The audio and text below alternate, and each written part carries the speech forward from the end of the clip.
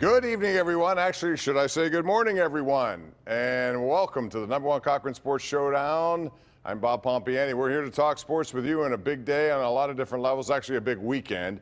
We'll get into Antonio Brown, where he goes from here. The Pittsburgh Penguins are about to open another season. Where are they in the Eastern Conference pecking order? We'll talk about Pitt. Pitt special, baby. But the #1 topic tonight on the #1 Cochran Sports Showdown is the Steelers, who lose again. They're 0-3. We have a lot of topics to get into. And here to do the debating with you is your panel. Left to right, we have Andrew Fillipponi from the PM team, 2 to 6 every day on 93.7 The Fan, and the Pony Express show on CBS Sports Radio. In the middle, the sports director at 93.7 The Fan, where he does a great job, Jeff Hathhorn. And to the right, it's Mr. Tim Benz from Trib Live and also the pregame show on DVE. All right, let's get right into it. Andrew, we'll start with you. Biggest takeaway from this game? The Steelers doubled down and tripled down on themselves during the week, Bob, by making the Mika Fitzpatrick trade. I know, Tim, they're bringing this cold on, this Steelers flu, I guess. I don't know, guys.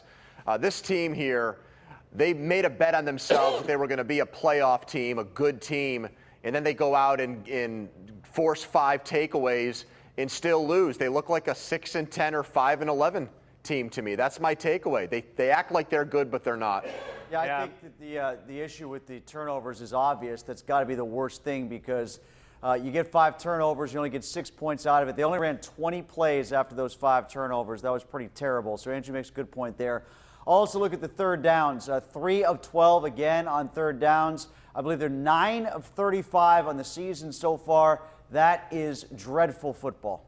How about 8 first-round picks? You know, they got the turnovers on defense, but how about making some plays when you need to at the end of the game and picking up your offense? You knew you were going to have some issues there with a first-time starting quarterback. Yes, they got some turnovers, but they weren't able to stop San Francisco when they really needed to. You guys are stating the obvious, though. We know what happened in the game. Are they a good team or not? Well, no, I think you made a good point about the trade. I think it was way too much of a roll of the dice on this season. I think that was made way too much of an eye towards trying to save this season. I think the interest in the Minkah Fitzpatrick trade was summed up in this game here. He helped create 2 turnovers. He had an impact on the game, but is he going to have an impact on the team or have an impact on the season? Right. I don't think so.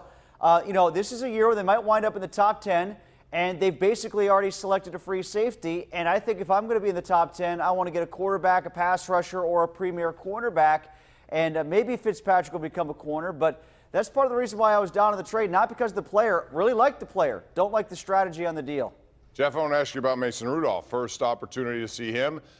He seemed more comfortable as the game went on and went to the deep ball. I was surprised the Steelers didn't show any of that in the first half, really. Seemed to be very cautious with him. Your appraisal of what you saw today from this guy? Yeah, it seemed like they really were trying to work him in, but the guy already had a half of football. But everything was a short pass, little dump passes here and there. And then the second half, they aired it out a little bit. He made the throw to Juju, who then made the run. Then he got the throw deep to Johnson. Once they aired it out a little bit, there was a little bit more room, but they still couldn't run the football. So considering they had no running game, I thought Rudolph acquitted himself pretty well. He got his tight end killed, and he also threw a terrible interception to start the second half. So to me, he played like a backup quarterback. If you're charitable, you write it off because of inexperience. I'm not someone who believes that this is a dawning of a new age here, that we saw the start of a new era of Steelers football in the second half against Seattle. So I saw a continuation of what I believe, which is that Mason Rudolph will have a long career in the NFL, but it will mostly come as a backup quarterback or like a Mike Glennon or Josh McCown, who might be somebody's starter, but when you roll the dice that way, you normally lose. Yeah, let's forget about the 2004 comparisons. Even if the team was good enough as the 2004 team to support Ben Roethlisberger, when Ben was allowed to pass in his rookie season, he elevated the team, as opposed to Mason Rudolph. It felt like they were trying to insulate with a conservative game plan, but when he needed to make the throws, he only did so infrequently, as opposed to Ben in his first year. When he was let loose, he did cash in on those plays. It was ironic to me. I thought that Mason Rudolph, the toughest throw he might have had to make was that window to get to Juju Smith-Schuster. Then Juju took it 76 yards for a touchdown, turned out to be the best play of the game for the Steelers. But the lowest moment for me was the defense coming on the field after that touchdown and then just having the ball shoved down its throat by the Niners. I mean, be stout there. The kid quarterback finally did something right. Juju emerged with his biggest play of the season, and you just get rolled over by the Niners for 10 plays in under 5 minutes. They didn't even sweat on that drive. Now, Andrew, I don't know if those comparisons are fair. The talent is not the same as Ben Roethlisberger had in 04. And Roethlisberger didn't have a huge game in Miami. I know the weather was bad. But the talent around him, there are no tight ends, none But on Jeff, the Steelers you roster. They have one wide receiver on the Steeler roster. All right, well, you were the guy that said earlier in the week that you didn't think the talent gap or the difference right now between Mason Rudolph for Ben Roethlisberger was that much. No, what I said was it was a win difference, yes. All right. Okay, that's not a win difference between a Hall of Fame quarterback and a guy making his first start. That's not a lot.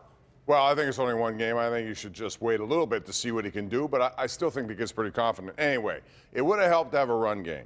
So, Tim, I look at this, I see not even a commitment to the run game. And when they do, there was no Jalen Samuels for whatever reason today, and James Conner fumbled again. So what do you do next week with this run game, which has limited options? How do you get it going? I have no idea because I don't think they have faith in any of the three running backs. And I don't know how much faith they have in their offensive line either at this point because that hasn't performed up to snuff. You know, it's almost like they have buyer's remorse on all three guys.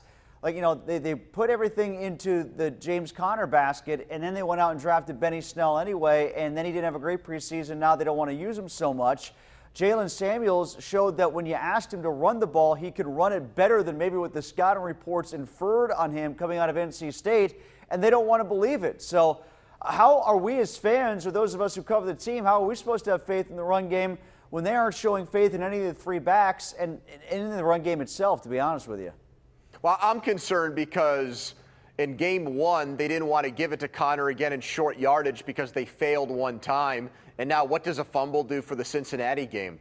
Does it have them drawing up more plays for Jalen Samuels? What I don't get is it seems to me that there's more, how do I say this, a longer leash for other players in the offense. And this is not excusing Conner at all for that fumble. But I don't see the patience or the loyalty or confidence where they're going to say, the heck with that play, James. We're going to give you a big menu Monday night against the Bengals. I'm not sure this team is committed to giving him the opportunity, Bob, to bounce back. Although, considering how few snaps he got, he did have the opportunities. They put him out there the most. As Bob mentioned, Jalen Samuels wasn't in there. I think they tried to get him going, but they just couldn't get anything going with that run game. And I think it didn't really open up till they started throwing downfield a little bit. Yep. So, I mean, only 13 carries. His average on the year is not very good. The entire team average is not very good. I want to ask you this now as our last question in this segment. That would be 0-3.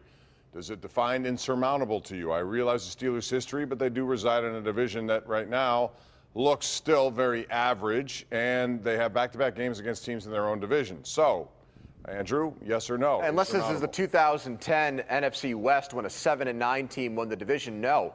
The Steelers are dead, and I understand that this is probably going to be a year where 9-7 gets it done and puts a team into the playoffs as the AFC North representative, but I just don't see it. The quarterback, to me, will be very average. The offensive line has been a complete bust, and I don't trust the coaching staff with all the talent on defense to put them over the top. Yeah, it's funny to me. They keep talking about 2013, and they say 8-8. Remember that year we came back to 8-8? Yeah, you missed the playoffs. They're done. They're not going to make the playoffs. Yeah, I think 8-8, as I said to Andrew earlier last week, I think 8-8 is where this team sits just because they'll get something going defensively, I think. I hope. All right, we'll find out. Hey, listen, before we do anything else, I want to remind you, of course, football season is underway, so pick up a new #1 Cochran Chevy now and be ready for those tailgate parties and road trips.